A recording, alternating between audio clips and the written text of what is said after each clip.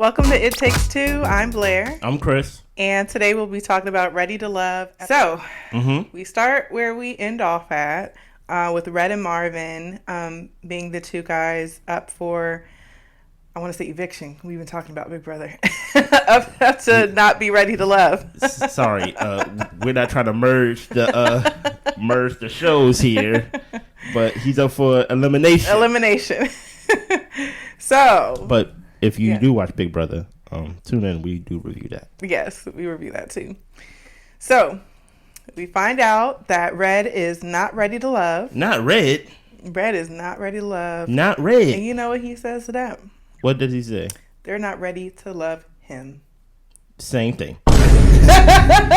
We are doing semantics now. He's ready to love. They're not ready to love We're doing semantics now. Now, explain to me now, because I ain't want to hear about it when we were watching the show. Okay. What is the behind the scenes, or basically the things you see on social media that kind of relates to him leaving or him feeling some type of way? I wish you would have told me. I would have brought up the notes and everything and read it tweet for tweet. No, you ain't gotta do it tweet for tweet. just give me basically a sum of it, because we don't want to make the whole episode about this moment. You get what I'm saying? Right. Basically, Red was on Twitter in his feels. In his feels. I like that. And I'm gonna steal that from you. In his feels. Yes. And he was upset with nephew Tommy, the whole network. Oprah? That's who he was hashtagging. Yeah. And his thing was, you guys, I'm saying I'm the king of the city and all this type of stuff. But the thing is, y'all ain't following me around the city, though. So y'all don't really know how big I am. I ain't know this is the Red show. Like this what? Is not a documentary about Red at all. Yeah, I don't know what he means by follow around the city. I guess to say that he is who he says he is. We don't care about all that. Yeah. Red, you're not ready to love. So that's just the gist of it. And I don't know why he was atting Tommy and stuff like that. Because Tommy don't do nothing but chill, crack a couple jokes. And that's probably the problem he has, okay? Because, with me watching, this is the first time I'm watching Ready to Love in its full totality. Tommy don't really do a lot. He don't really do a lot. He would just say, hey, this week we gonna talk about our boundaries, I think. Non-negotiables, excuse me. So I'm like, that's all he do. He don't eliminate nobody. He just basically said, y'all got the power, y'all do it. Yep. And then he come wearing a cowboy hat next episode or something like that. So I don't know why nephew Tommy was catching strays from Red, but as Red said, I'm ready to love. They just not ready to love me. I think that's what they said. But continue. Right. So yes, so we go where Tommy says we are talking about the men have the power this week. Yep. And the men have to discuss their non-negotiables on their dates this week to get a little bit deeper, to get to know the women and connect on a deeper level. Okay. Versus surface. So the first date, we have Herbert, Quentin, Janelle, and Kat. And Herbert is attracted to both Janelle and Kat, so he kind of set this date up for him. But added Quentin. Quentin has a connection with Janelle too. So Janelle shows up first.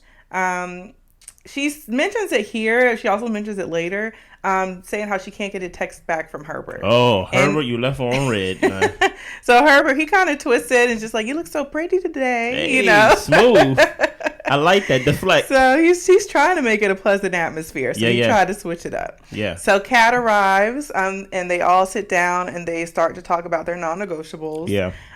Herbert's is children. He wants to have a family. He wants kids. Wow. Quentin is discipline and emotional intelligence. Okay. Kat says that she's fine with or without having children. It's not really something that she's necessarily wanting for herself. Yeah. Janelle, she wants her partner to have ambition and drive.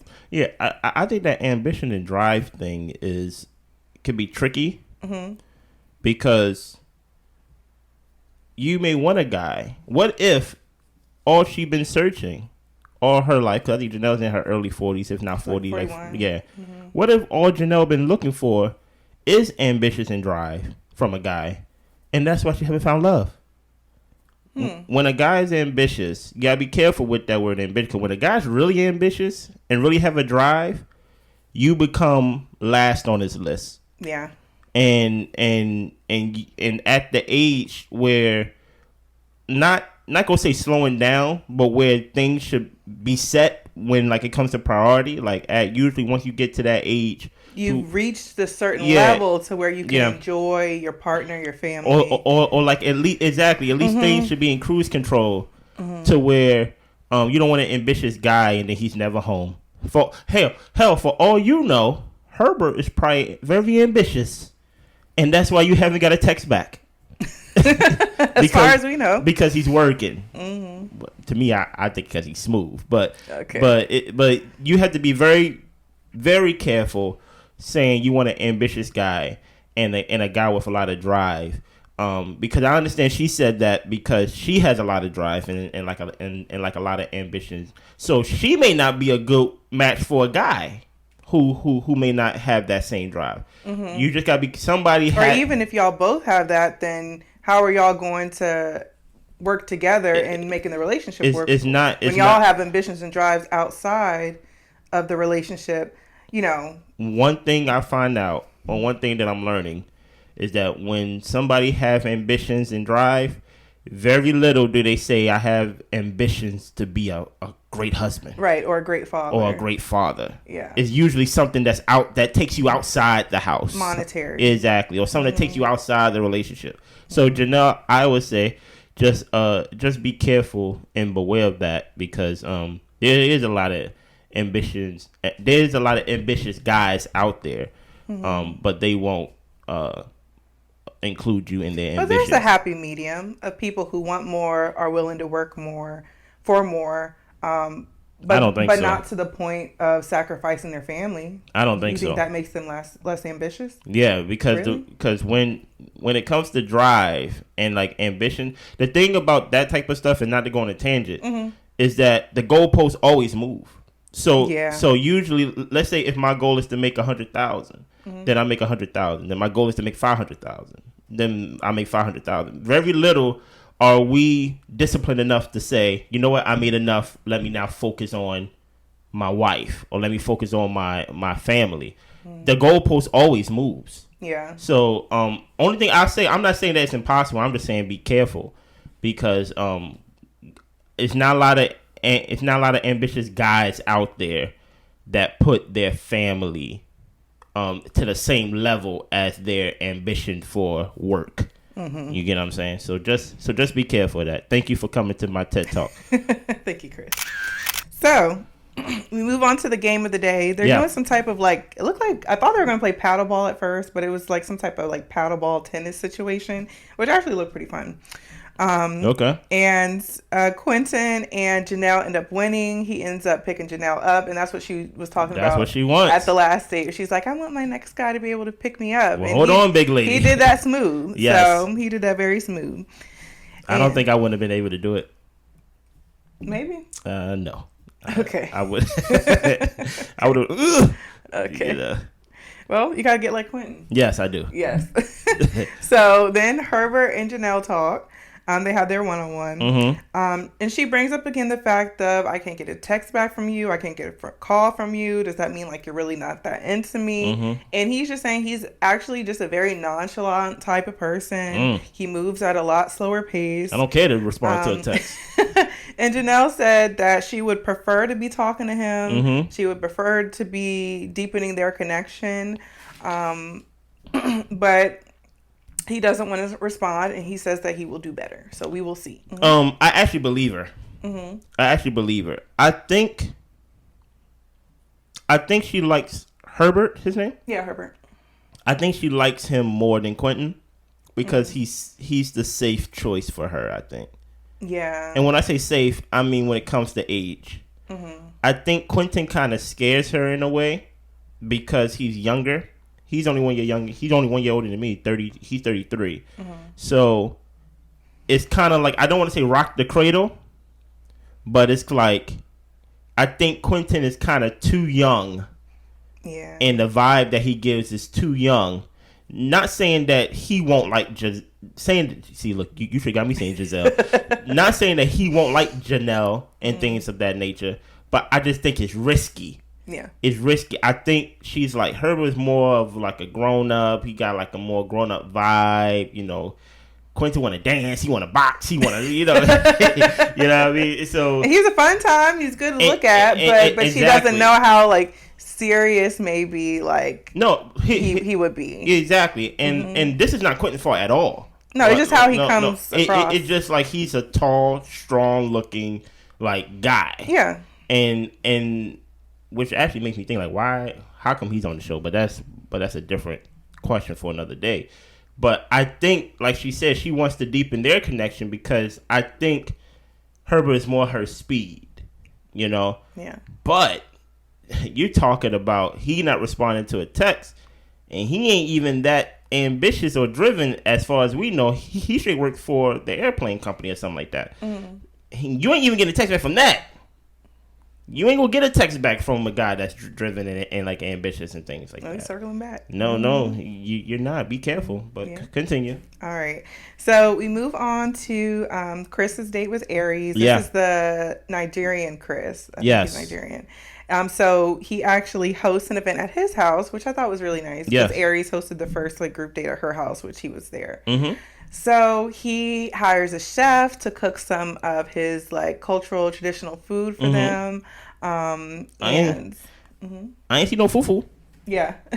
I ain't see no fufu. And so they sit down, they get to eating and talking, and he's asking her if she cooks a lot at home, and she says, you know, not really so much now. You know, the kids are 11 and 13. She has 2 boys. He has a daughter who's 11 who he says she's vegan now or something. So that was just a cute conversation. Yeah, that scared me though. What?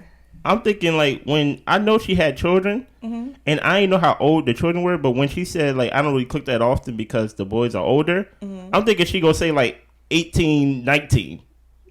She said 11, 13. That is still old. That's still young enough for like the parent to cook for them. But not every day. I mean, you could make like a spaghetti and make it last a week. And then they can do their breakfast and lunch and, you know what I'm saying? No. No. I mean, they're old enough to cook some things for themselves. No, like, listen here. So you got to make sure they got nutritious, listen here, freshly prepared food every day. If it was this Chris. Okay. The minute I would have heard like, yeah, I don't really cook like that no more, I would have been, you gonna say that to me when I got the power this week? I'm not saying I need somebody to cook, but you have to. It's an interview. Like I don't understand why people don't see it as a game show. Even though it's dating, you have to win the day.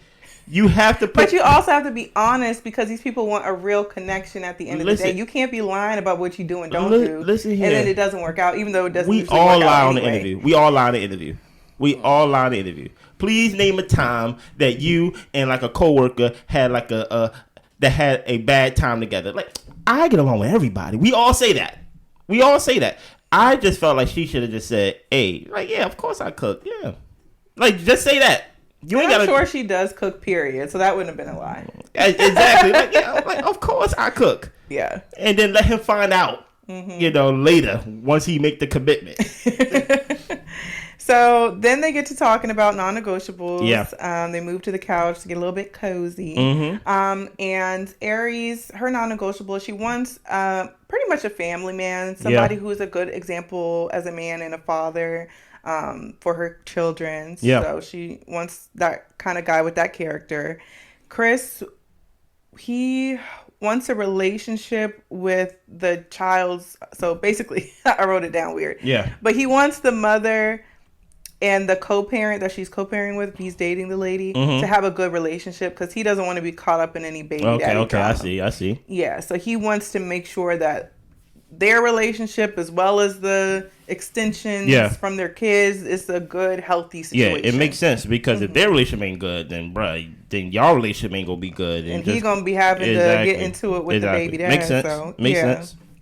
So Chris shares that both of his parents are deceased. He loves the love that Aries has for his kids because it's the same love that his mother had for him. He started to tear up just talking about his mother. And I'm sure that was really, just kind of painful. I have no problem with him tearing up.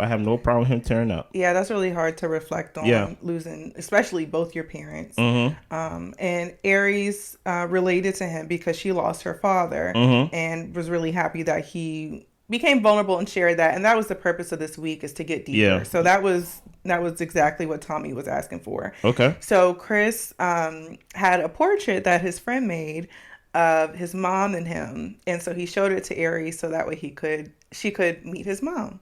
So she got to see what she looked like. That's where it got weird for me. Okay. I'm sorry. I thought it was a sweet gesture to kind of tie in the whole family. I have a dynamic. question. Okay. If you dating somebody and it's like the first one-on-one date that you have with... Okay, yes, too soon. Yes, thank you. And I just said, wait a minute. Okay, it's too soon. Let me go... Maybe if they're a little bit more serious. Let me show you a picture of my dead mama, and I run off and I come back with a portrait of like no. Like, what do you say to that? Like, nice. Exactly. Yeah. And listen here, she lied about... Of course I want to see your mama, but like she could lie about, of course I cook a lot. Like, come on, like I understand. Like, look, I have no problem, and this gonna sound kind of mean. I have no problem with a guy tearing up, Blair. I really don't. All right. But then, like, as long as you catch it, you have to. Caught it. No, he did. You have After to. a few. You have to tear up to show that you're willing to feel. Mm-hmm. You get what I'm saying? Like, it was right here. Mm-hmm. It was right there on him, and I was like, swallow it, bruh. Swallow it, bruh. And then that's when and at one point he just and then he put his head down. I was like, oh no, he crying. Like, once she start rubbing his knee, I'm like, come on, man, this is the first date. Mm-hmm. You can't be a full blown cry at this moment, even though it is for a great reason. Mm-hmm. But you can't. You gotta hold it together, and then to follow it up with, do you want to see my mom? And then show like a portrait. And then granted, you probably just proud that somebody drew it and it looks beautiful. But I just feel like, yes, you want to build connections, but I just felt like you just threw y'all into like the deep end. Like, let's go straight into 9 feet water right here. And while we're being honest. Yeah, okay, there we go. The thing that was a little bit, I don't know, weird to me. Like, I did appreciate him saying, like, he likes that she loves her kids. Mm-hmm. But him kind of tying it back to him and how his mom loved him, that made me feel like, are you looking for the love that you lost through your mom? Like, I don't know. It felt like a weird kind of, I love that you love your kids. My mom loved me the same way. I want what you're giving them versus the type of love she'd be giving a partner. It just didn't translate well to me. Okay, Dr. Blair. So it didn't translate well. No, it's just very I think we judge Unique very unfairly. Okay. Sometimes we're saying like the things you've been through, Unique Enoch, you're not ready to love. And Chris, maybe if every good mother you see reminds you of your mom, you need to channel that. You need to fix that, in my opinion. I'm not saying it's a bad thing, but it shouldn't trigger you. And granted, this is someone whose name is Chris, who did lose their mom at a young age too. You get what I'm saying? So I'm speaking specifically from, like, I know what that's like, but every good woman I come across doesn't make me think of my mom.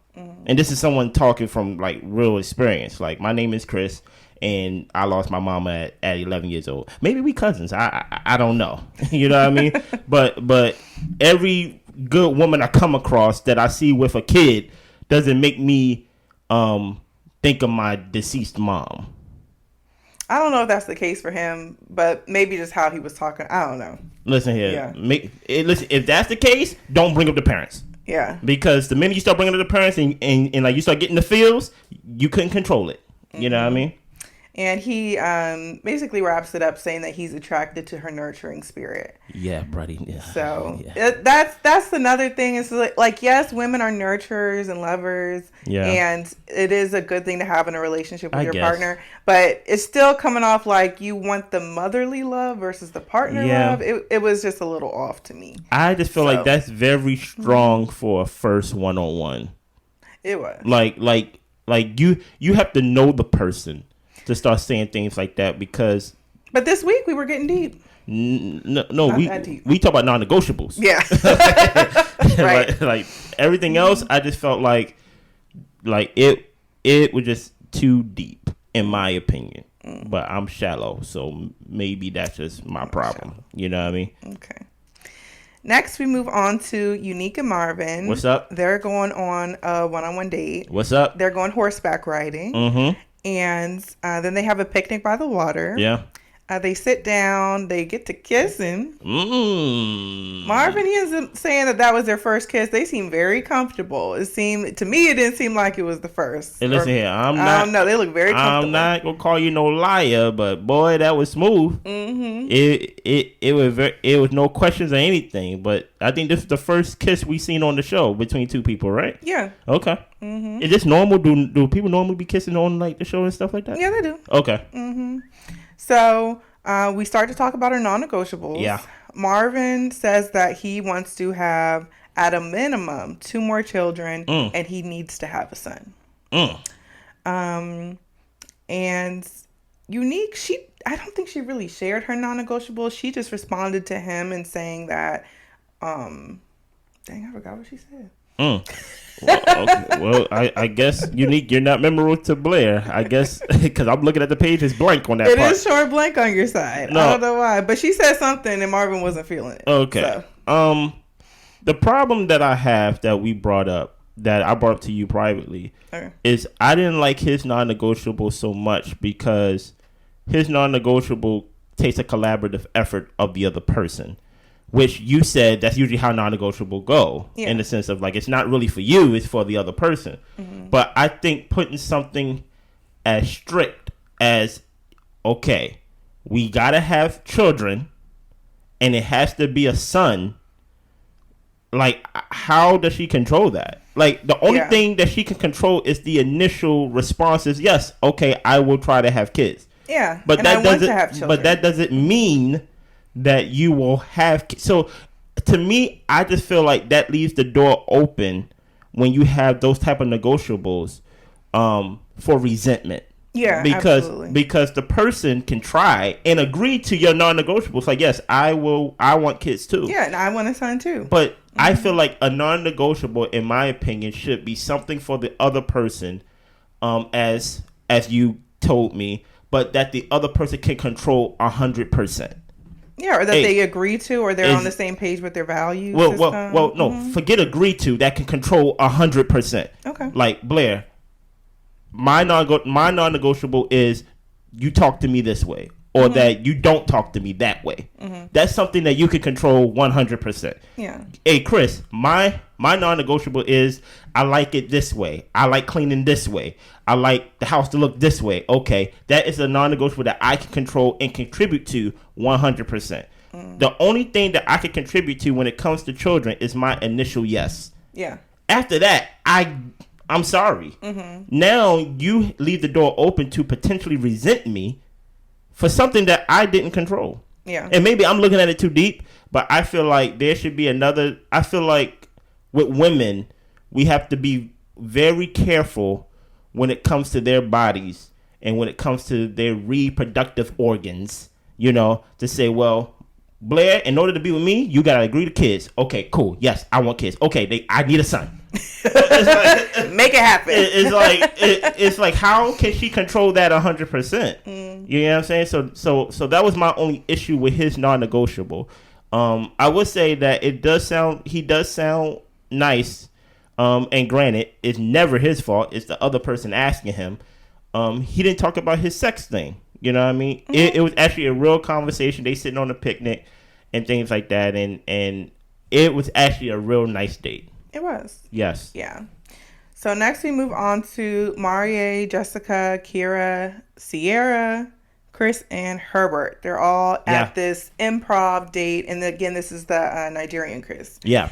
And the improv exercise is talking through different scenarios to see how both of them react to it, how they both converse in the situation, and then they reveal what their values are in that particular scenario. Okay. So with Chris and Jessica, we basically get to their non-negotiable after their scenario they were given. that said that Chris, he wanted to find a resolution. Their scenario was something about a car accident, them getting in a car accident. So he wanted to find resolution and what they could have done differently or what things could have gone better. Jessica's non-negotiable was making sure that he was going to take care of her in any way. Yeah. So then we move on to Herbert and Sierra. After giving their scenario, Herbert's non-negotiable is that he wants a marriage and kids, and he wants to build a good foundation for his family. And he also specifies not just financially, but like him and his wife are solid and healthy and ready to bring children into their dynamic. Sierra is pretty much the same. She wants to have children, and she also wants a healthy marriage. Next, we have Marie and Kira. Yeah, theirs did not go that well. Okay. Kira, their scenario was basically Kira was saying like, oh, like we went to church today. How'd you enjoy the sermon? And he said it was great, bedside Baptist and stuff like that. Kira was not feeling that. She said she wants a man who loves the Lord.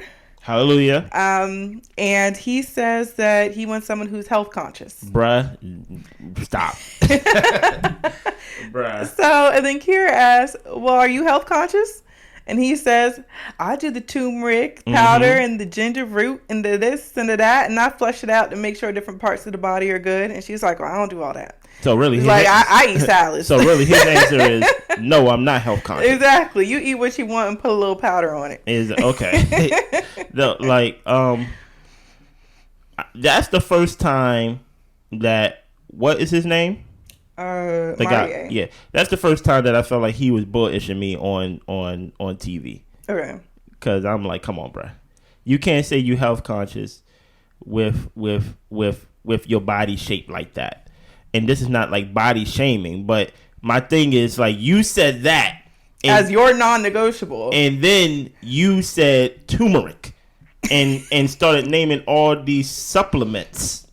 That's not a lifestyle. It's a supplement. That's not walking every day. No.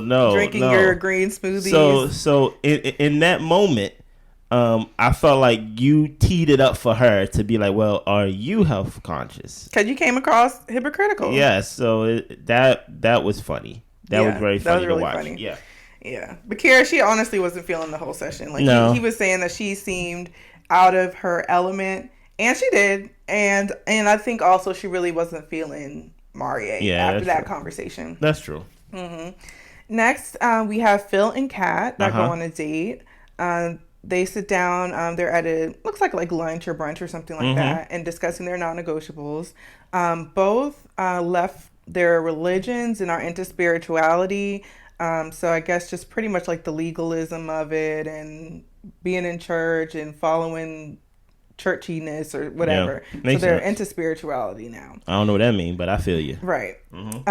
Phil, his non-negotiable is he wants someone who's family oriented, and Kat said she likes men to have kids out of diapers. She don't want anybody who have young children because you might be dipping back and forth with the children's mother. She can't be too sure. Yeah. Makes sense. Yeah. Makes sense. Fair.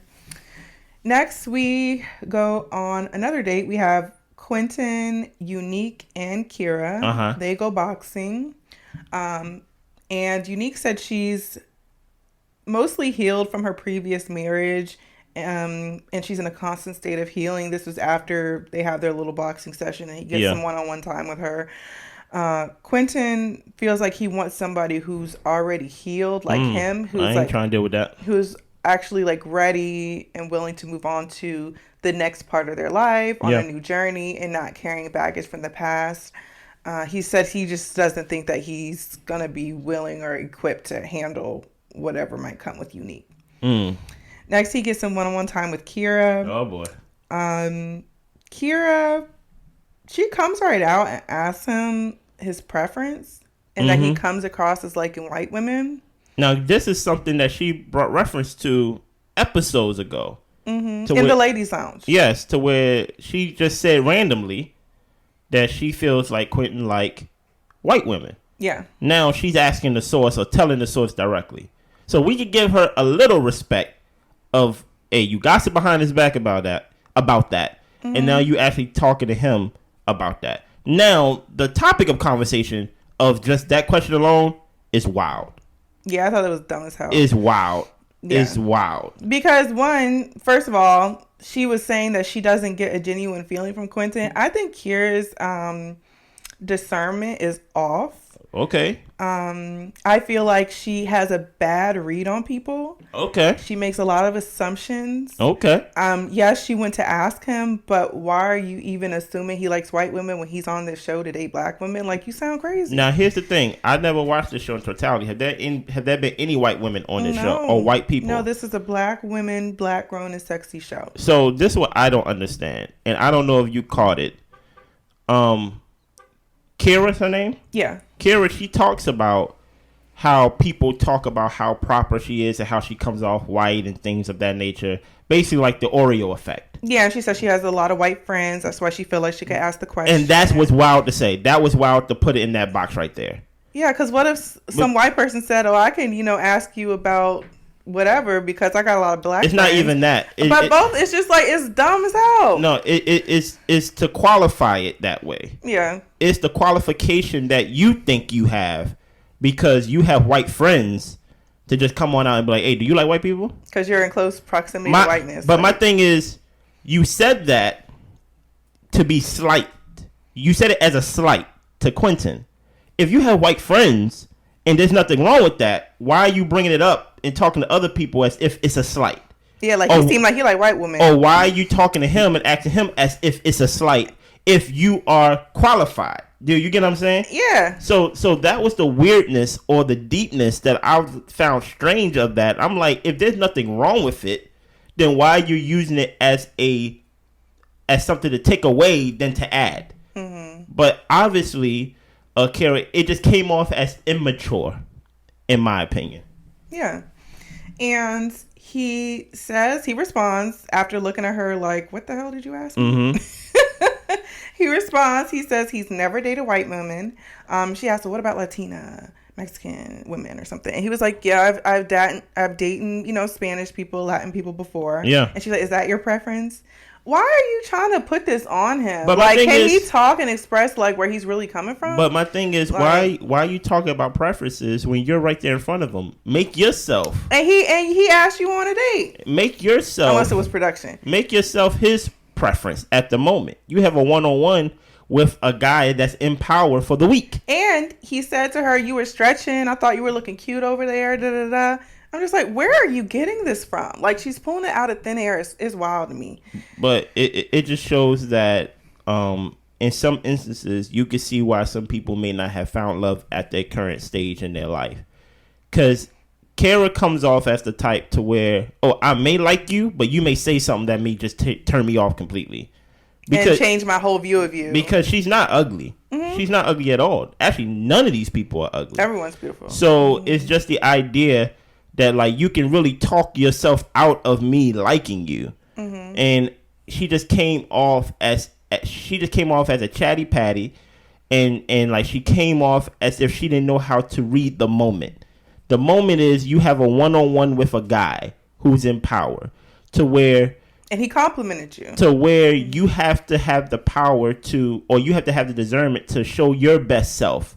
You get what I'm saying? Mm-hmm. Not to talk about other women, not to talk about other races, not to talk about other things that is not this moment. Or even to show him more of who you are as a person and getting to know him better. He saw it now. Like, exactly. He saw it. But you didn't do a good job of doing that. No. Yeah, but he saw who you were based off what and he was saying. Said, I'm off you completely. Yeah, he was not feeling that. Yeah.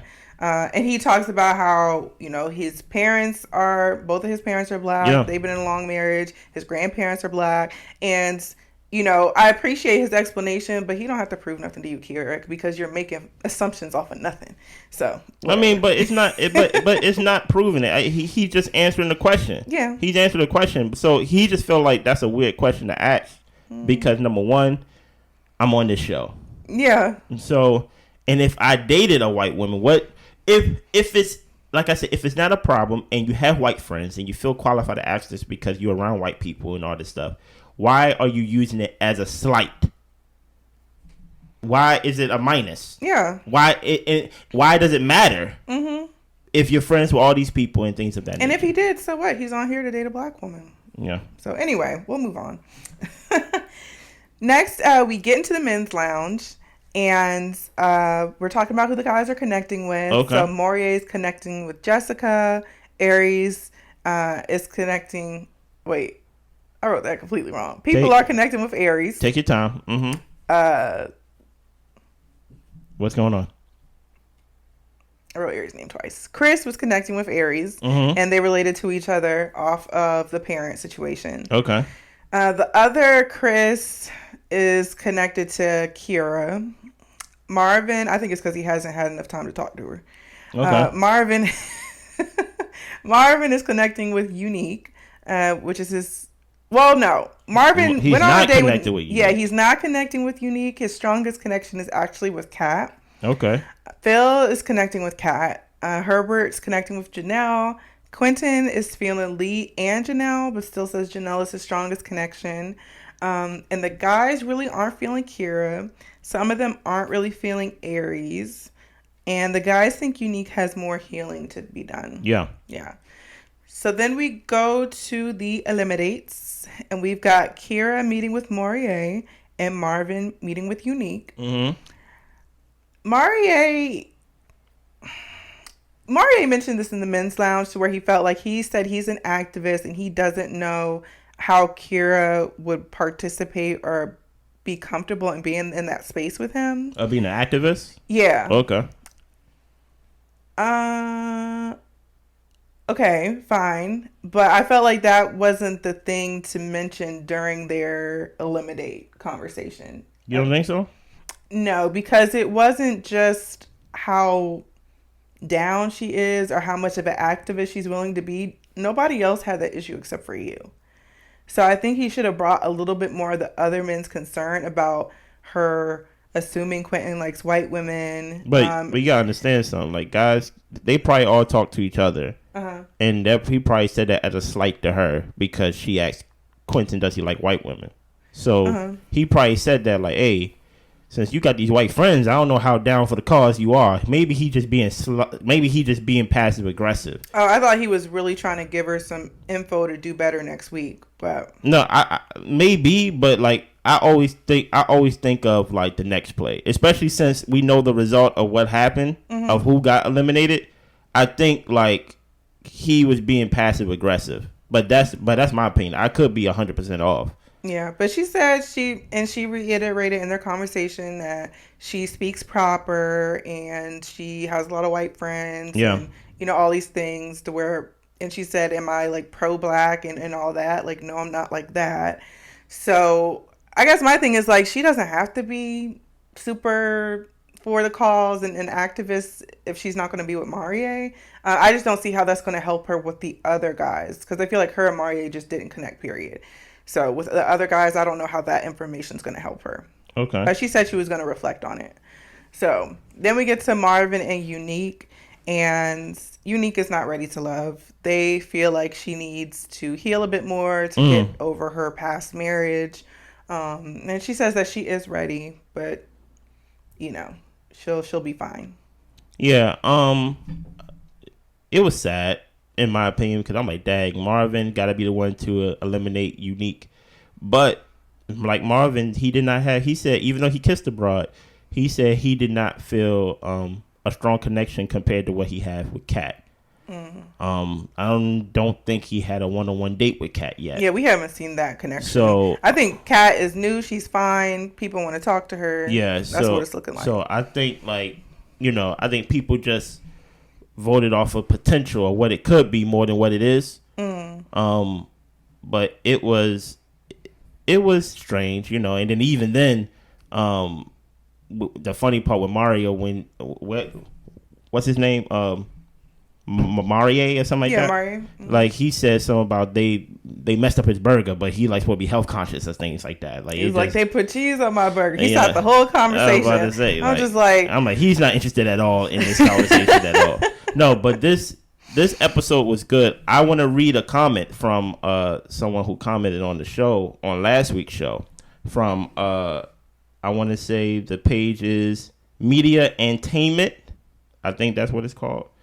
And they said, I like y'all's energy. Talk about us. Solid review. I'll definitely put their name on the screen so they can see themselves. Thank you for watching. Subscribe to the show. And also comment on the show, because we will read your comments and give our opinion. Ask us questions too. Ask us questions so we can actually feature it on the show. Yeah, let us know what you think. Yeah. We like to talk. We like discussion. I don't like to talk this much, but okay. But I would definitely feature you. Thank you, Media Entertainment, for your comment, and subscribe to the show. Anything else? Nothing else. Thanks for stopping by. Y'all be good.